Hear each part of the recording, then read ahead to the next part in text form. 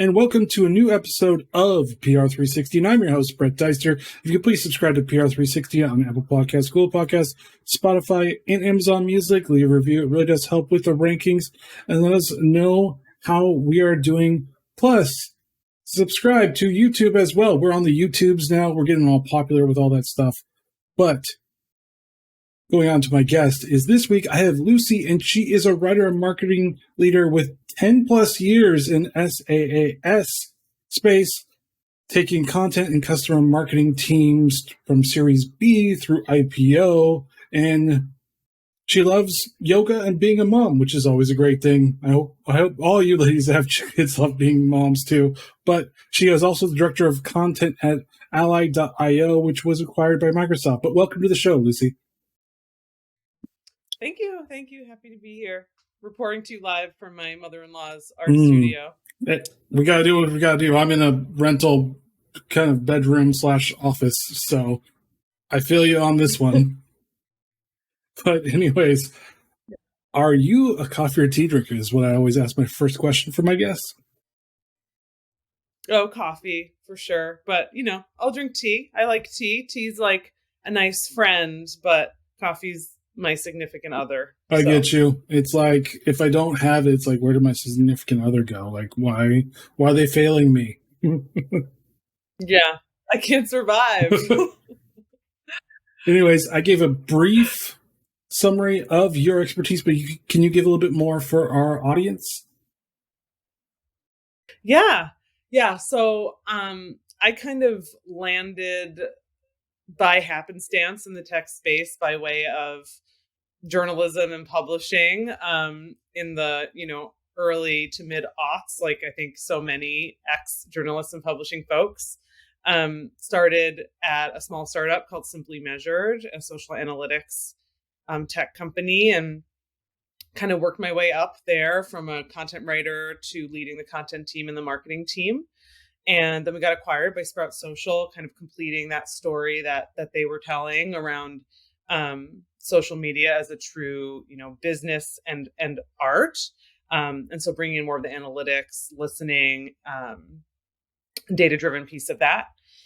And then at Sprout, I led our customer marketing growth team. So partnering really closely with our sales team and building a lot of campaigns to engage and grow our customer base, among other hats I wore along the way there. And then landed back with Kevin Shively, who was my boss back in the Simply Measured days at Ally, to build out the content team and content motion at Ally. And we recently were acquired by Microsoft. So a lot of big changes towards the ends of this year, but all exciting stuff. All right. That's a lot of small startups getting acquired type of a thing. So you kind of understand like the way through to the IPO or even being acquired for that matter.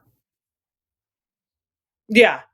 And, the uncertainties and upsides and excitement and learning opportunities and all of the, the good, bad, the ugly that come with it for sure. I think it's, I think it's just kind of par for the course. I think if you work in SaaS, there's just a few different kinds of trajectories that you can go for. So if you work in the SaaS space long enough and pick the right ones, then you too will have that experience. Yeah. And speaking of service as a software, or SaaS as you called it, it's actually grown in quite big popularity. I don't think there's anything you can't do or can't buy without a subscription service attached to it. But how can small marketing teams like yourself, or even one man's, because I'm pretty sure some of them actually just have one person doing it, how can they actually market and create content that attracts customers? Because I'm pretty sure that's a difficult thing when you have so many different other SaaS companies trying to vie for your money and attention. Yeah, that's kind of the $1 million question. I think the biggest and most fundamental piece is really understanding your audience and not assuming that you know your audience and not assuming that your audience is the one that you initially set out to get, but really, whether that's was just talking about this today, listening to gong calls, like listening to your customers and leads and what they're saying their pain points are and what they care about and what they're worried about and what they're excited about. And then just using that as your starting point, I think. And I think if you start there, the rest will follow. I think making sure you stay away from overly salesy content. I let your sales team do the selling. What you can do as the content creator and the content leader is just provide a ton of value and build that trust so that when the person, when the company is ready to buy, they think of you as, hey, like, I want to know about, in my case, OKRs and goal management and how to build that throughout an enterprise organization.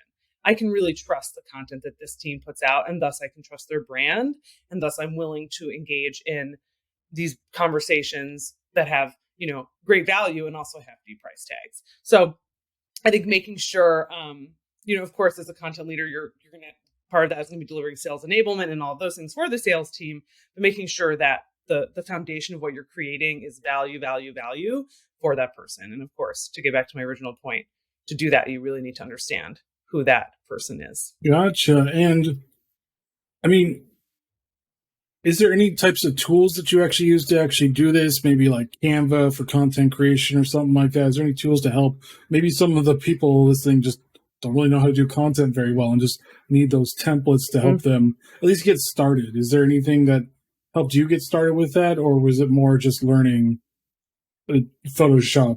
Yeah, I mean, we're lucky because, we have a designer, an amazing designer who works in Adobe and has, years of experience and all the best tools. So we're kind of privileged. But yes, back in the day when it was a leaner team, definitely would dip there into Canva and, just start moving things around and slacking it to coworkers and saying, hey, does this look terrible? Or can we use this? Like, what do you think? I think something that Sprout Social taught me really well was the importance of really sharp, consistent visuals and more of a process around, what is allowed to go through and what you're allowed to share with the broader audience and creating those guidelines of those guideposts. I think, it's interesting because when you're smaller and leaner, it's like, get it out. Let's just publish. Let's just get all this content out, et cetera, et cetera. And so there's a need for that. And there's a time and a place for that. However, I also think there's a time when you need to slow down, do less, really build a visual and, brand identity and voice, and make sure that everyone's kind of adhering to that. And, never knowing when someone's going to encounter your brand for the first time, when they're going to, see a social post from you for the first time, when they're going to see an email from you for the first time, and wanting every touch point to be, consistent, cohesive, value-driven, speaking in a voice and in a way that consumer understands and resonates with them. So, I think that's kind of a bigger conversation, but yes, I think, if you're just starting out and you want to, have tools that can accommodate you right now, I think using tools like Canva or even some of Adobe's free tools is a great place to start. And maybe even using that as a starting point for starting to evangelize within your very lean team, obviously if you're more than one person, like if we have a cohesive set of Canva assets, like here's the assets we're going to be using for this, year, quarter, et cetera, delivering those, packaging those, and starting to begin that process of a cohesive brand identity, even at that early stage, I think is important. Mm-hmm. And I mean, even going off of what you said about cohesiveness and just kind of figuring out your content standards, I guess the best way of saying it, is there a way for, I guess, small PR teams or even one-man people to like almost create a guidelines for themselves and maybe for the team too, just in case someone decides to go, hey, look what I made. You're like, Yeah. whoa, whoa, whoa, whoa. I don't think this is great. So is there a way of doing that just so you keep it standardized? Because I feel like that's going to be the hardest part, especially with startups, is standardizing and making sure it looks Yeah. cohesive, as I you think said. have a hub like your wiki or your, whatever, if you have an internal, web situation, where you have all the zip files of all the assets, like the right size logos and guidelines that are not overly like treacherous. I think also sometimes us brand nerds are like, we need to give every little detail about how everything needs to be used. And, think about who you're speaking to, which is probably sales team that needs to drag and drop things into decks. It's probably like a CSM who's doing a QBR and really needs some quick and dirty charts or, again, logo mockups. So I think just being thorough, but also being clear and keeping it simple. And just having a hub for that. And then also making sure you have a Slack channel or Microsoft Teams channel, whatever you're using, dedicated to content or brand or whatever you want to call it, with pinned assets there, and sort of someone who owns that channel so that if there are any questions, everyone knows who to go to and who to ask.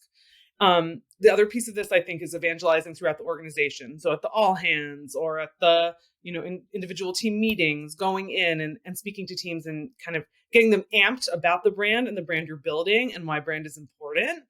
And also using that as a way to say, and hey, standards are important. Here's what happens when that doesn't happen, and here's what happens when it does happen. And we want to be an example of when that does happen. So I think those are some pretty basic ways of dipping your toes in there. And, I think it's also a lot about relationships too, where, you build strong enough relationships with folks throughout the organization so that you can say, hey, Chris, the sales guy, like, saw that deck. That's cool. But like, can we not next time, in a way where you've built that trust, you've built that, rapport, and you can have that conversation in a way that's meaningful, because chances are, Chris, the sales guy, is invested in appearing and coming off well to the people he's presenting to. So, like, that opens a conversation where he'll probably say, hey, actually, can you come talk to my team about that? So I think that relationship building piece is important too. And then the final thing I'll say about this, if I today were in charge of brand at a brand new startup, and I had serious graphic design chops, the first asset I would create is a really amazing slide deck template in PowerPoint and in Google Slides. And like, that would be the first thing I would do, so that when someone in their instance of Google Slides, like, starts a new deck, that is what comes up. There's a way to do that. And I think, and like, creating like basically no option for just the kind of basic Google Slides format or the basic PowerPoint format. Because, a lot of times on my content team, even today, like, we'll get requests to clean up decks, and so much of that can be avoided if you just have a really killer and thorough deck template that everyone can drag and drop into. Gotcha. And then, still talking about content, what is the most effective content for SAS? Is it, or SaaS? Is it podcasting now? Is it Clubhouse? Since everybody's trying to figure out Clubhouse. Is it videos? Is it pictures? Like, what is it? And I'm pretty sure it's industry specific, but what is kind of similarities we've seen with what content actually works? I mean, I think it's going to be so different for every, for every brand. I think a huge, are you B2B or B2C? That's a huge differentiator, like, right off the bat. I think Clubhouse definitely had its big pandemic moment. And, I think that there's been a little leaning off the gas there a bit. But I think it's really find out where your audience spends the most time.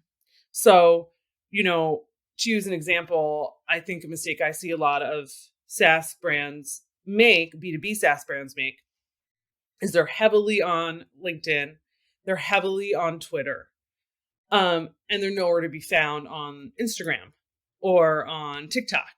TikTok's tricky. That's like a whole other conversation, because I think there you really have to start with the people. You, as a brand coming on and just trying to do your brand thing, can go terribly. But I think, yes, your B2B SaaS buyer, of course, is on LinkedIn a lot, looking into their career development, learning. They're on Twitter a lot, just like getting the news and the trend lines. But they're also, chances are, on Instagram, just as a human, like looking at photos of their friends' babies and dogs and whatever.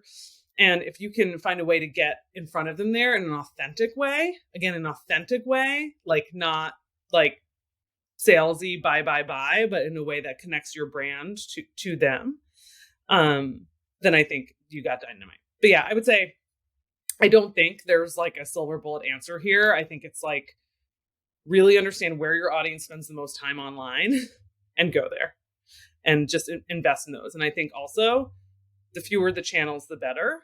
So I think instead of trying to be jack of all trades, really hone in on like 2 to 3 channels, like max, I think, especially at first, if you're newer, and go all in there.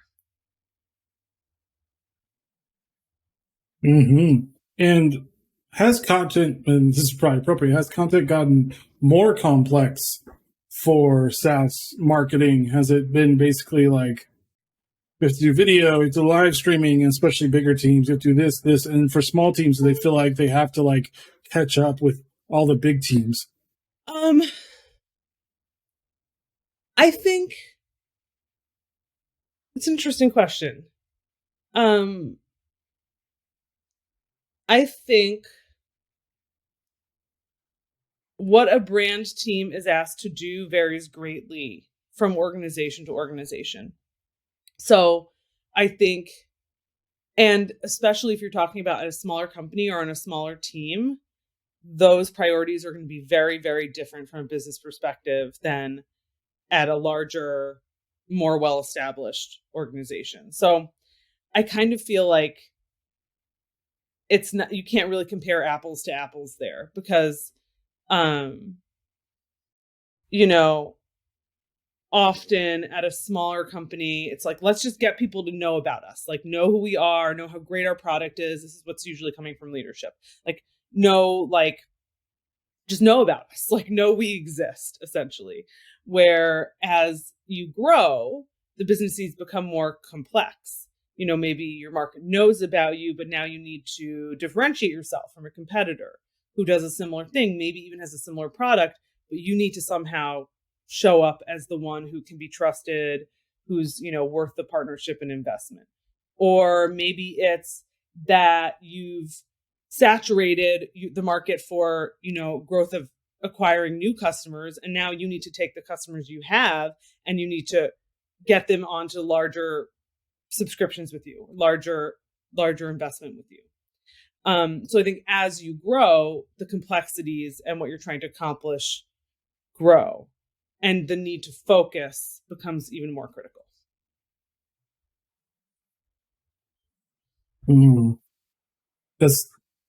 That sounds about right. I mean, focus on what's more important. And having to say, there's my old boss, shout out Tara Robertson, who's the CMO at Teamwork right now, but she's amazing. And one of her mantras was, there's a lot we could do. What should we do? So I think that as in the high growth stage, that's when you need to slow down enough to make those decisions. And then, yeah, I mean, I think we all do. That's a kind of lifeline thing. Focus on what you're good at. Focus on what's important, that type of thing. I mean, this feels like something for marketing or small teams too. Focus on what your business is good at and focus on what your business or what your content will help your business be good at, it seems like. Yeah. And I mean, how should marketing teams help their startup become from, because you've been through the Series B to the IPO to the acquired, how does that work for a lot of marketing teams? How can they help their business go through that, I guess, journey of IPO or acquired, and how can they transition that to from company to So I being think acquired? the first part of that question, around,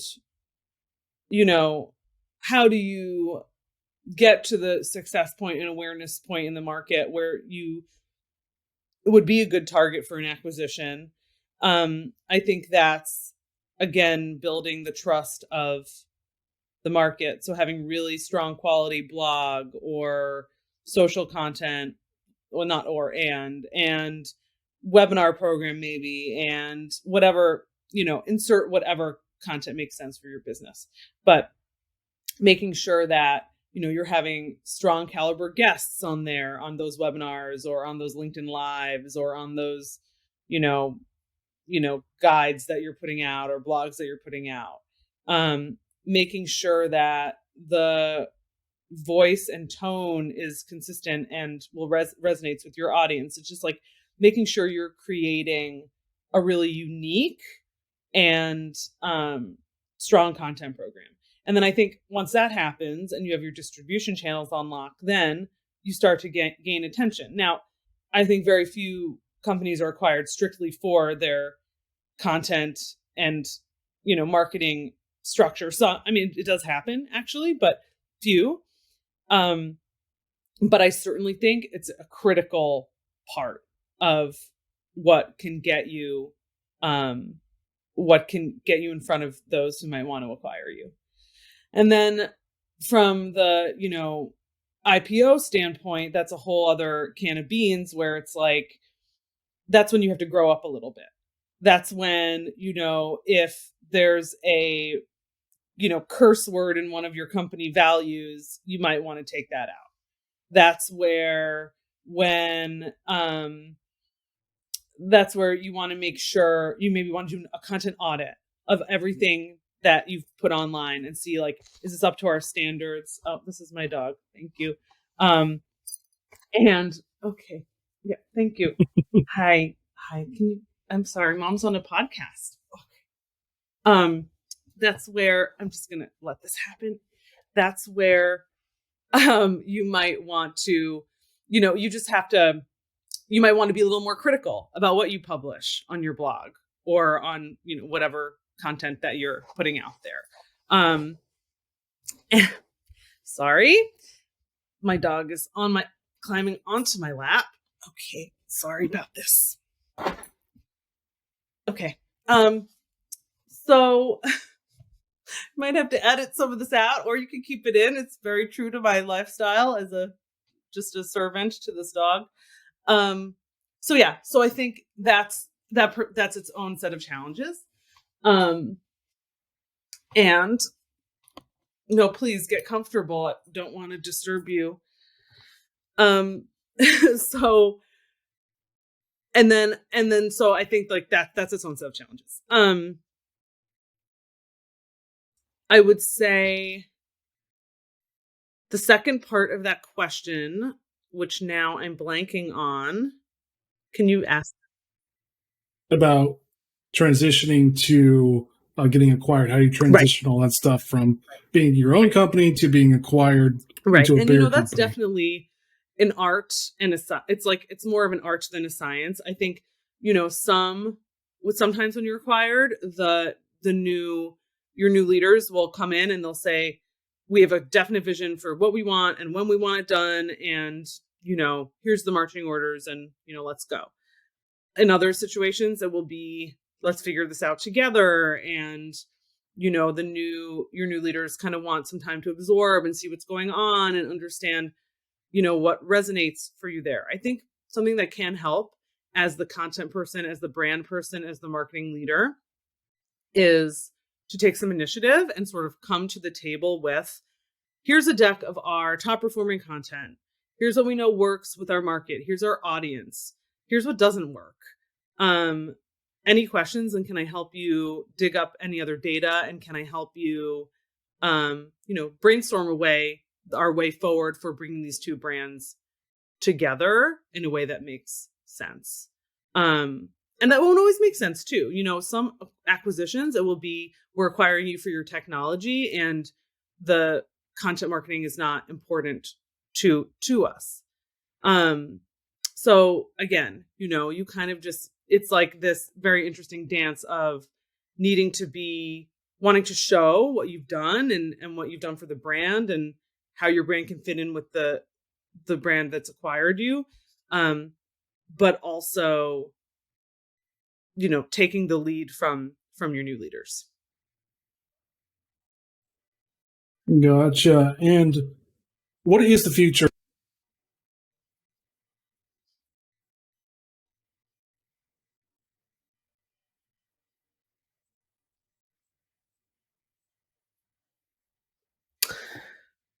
I think the future is going to look a lot like what happened on this call, which is me taking a call from my mother-in-law's art room, because we are staying here for a month, while and working, but able to stay here. And even though we normally live in New York, we're in Seattle right now.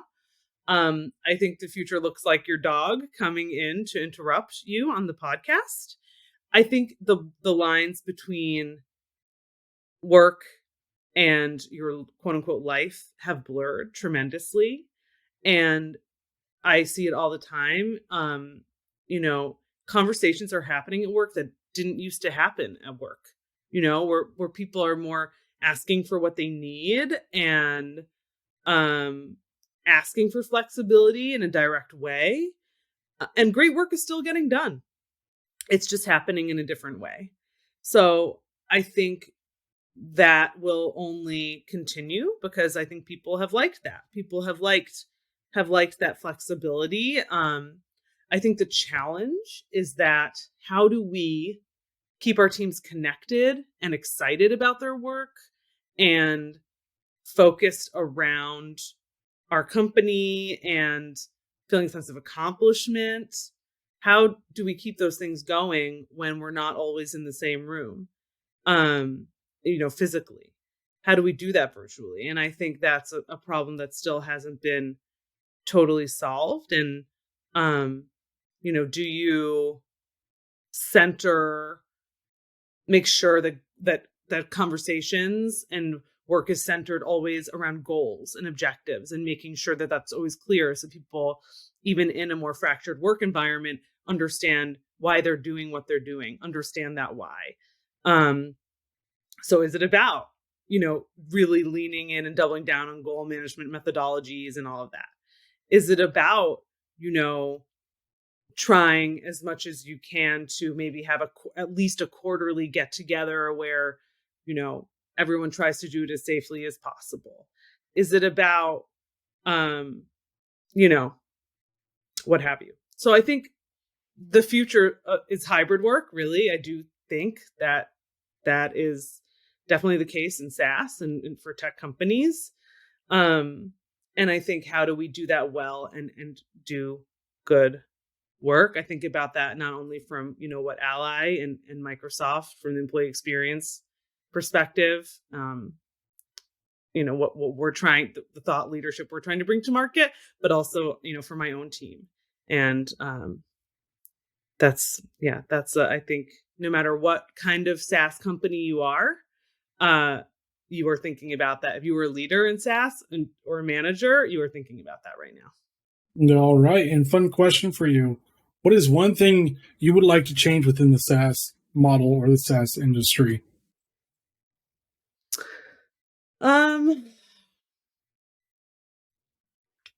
Great question. I think I would like, the age-old response to this for me is like, I would love to see more women and people of color in leadership, and not just like managerial positions, really at the top of the food chain. And I think that as we talk about, hybrid work, and especially like for me being a mom, and more flexible ways of working, that's one avenue towards that. goal. That's what I would like to see. All right. And any final thoughts for the listeners? I would say, I think especially for more creative minded people, being data driven and being super goal focused and really like ruthlessly prioritizing what you're working on and cutting out anything that doesn't fit into that ruthless prioritization that you've taken the time to thoughtfully go through can seem like scary or hard or like just kind of, I don't know, robotic, for lack of a better word. I don't know. But actually it's freedom, because when you have the data and can show the performance data and can tell that story using the data, and then you can bring that into conversations and you can show how everything you're working towards somehow works towards the business goals. You can get the buy-in you need for the resources that you want. And you can, you can like get that video editor that you wanted. You just have to make a business case for it and lean into the data. And then, the world is yours. All right. Thank you, Lucy, for joining PR360 and sharing knowledge about content and SaaS and everything else in between. Thank you. And thank you for listening to PR360. As always, please subscribe to PR360 on Apple Podcasts, Google Podcasts, Spotify, and Amazon Music. Leave a review. It really does help with the rankings. Let us know how we're doing. And subscribe on YouTube as well. And join us next week as we talk to another great thought leader in the PR industry. All right, guys, stay safe. Get to understanding your data for your content, and see you next week. Later.